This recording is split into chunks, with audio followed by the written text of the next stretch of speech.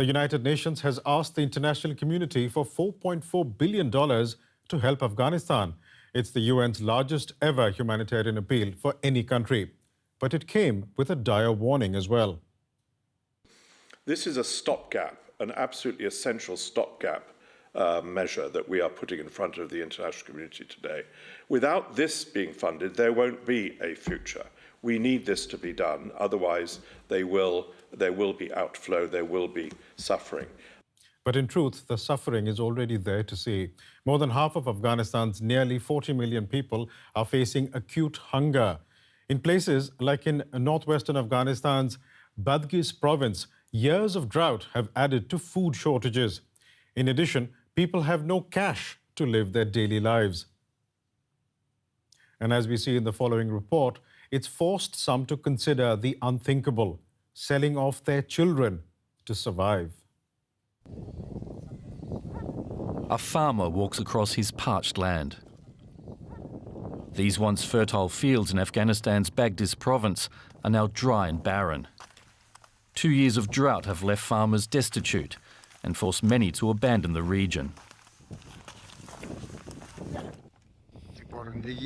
There's no rain, there's drought. I'd say almost everyone in this village has left for Iran. For those who remain, limited aid from the Red Crescent is a vital lifeline. Locals speak of times when there was ample rain and snow here, but ever frequenter dry spells have made water a scarce commodity.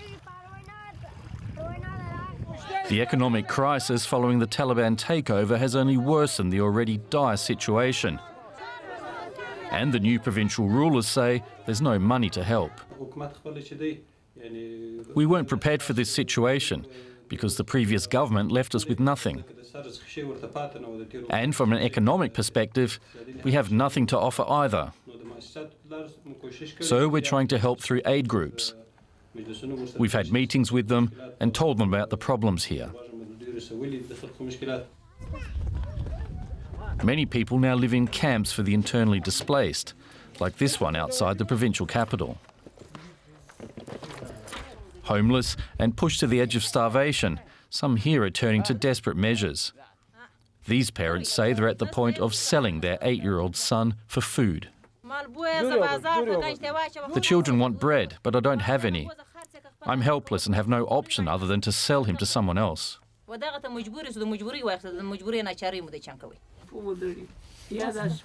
It's a bleak choice now facing this poverty-stricken family, who, like many others, have become casualties of drought and conflict. And joining me now from Herat is Asuntha Charles, National Director at World Vision, a global NGO that is also working in Afghanistan. Asuntha, we just heard from a family that is thinking of selling their child to support themselves. Is this a situation you are seeing more of in your work in Afghanistan? Thank you for having me here. Yes, as a child-focused organization in Afghanistan, more and more we are seeing children being sold. This is just because of food, lack of food in the country. It's hunger and starvation and poverty that those are making parents to sell the children so that the other family members can survive. This is something that I have witnessed in one of the IDP camps, where a mother brought a child to me and just asking me, can you buy this child? It's just between 500 to 200 USD. You can buy a child in Afghanistan because there is no food at home. And these incidences victims of this entire process.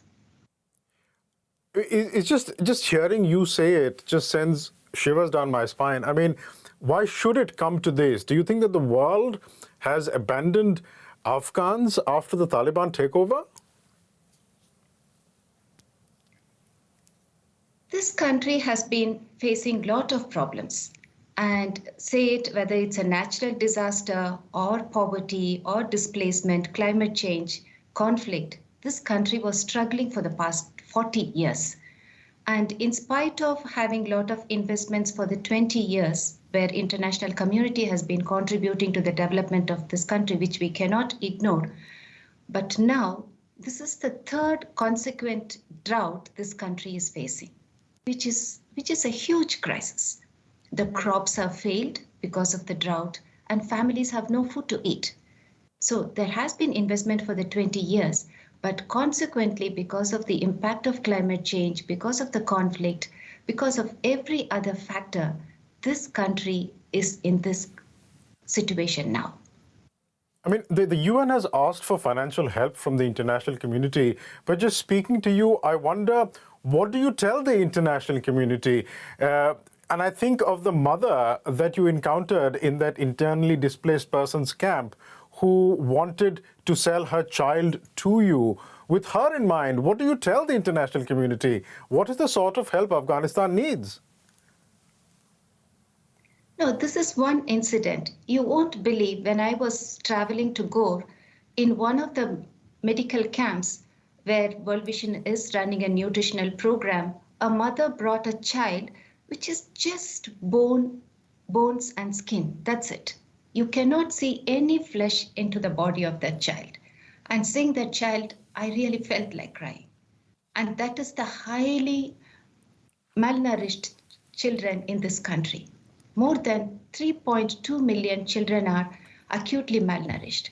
And really 1 million children are really at the verge of dying. So malnutrition is constantly growing and the children are becoming the victims. Children are dying and the world needs to stand up. That's my request for the world today. Why doesn't the world stand up?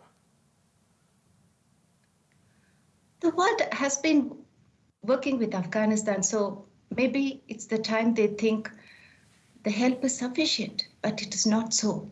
The Afghan children, Afghan women, and the entire Afghan community needs the world to stand up now. Let's wake up. Let's not forget Afghanistan. Let's hope that happens, Ms. Giles. Thank you so much for talking to us today.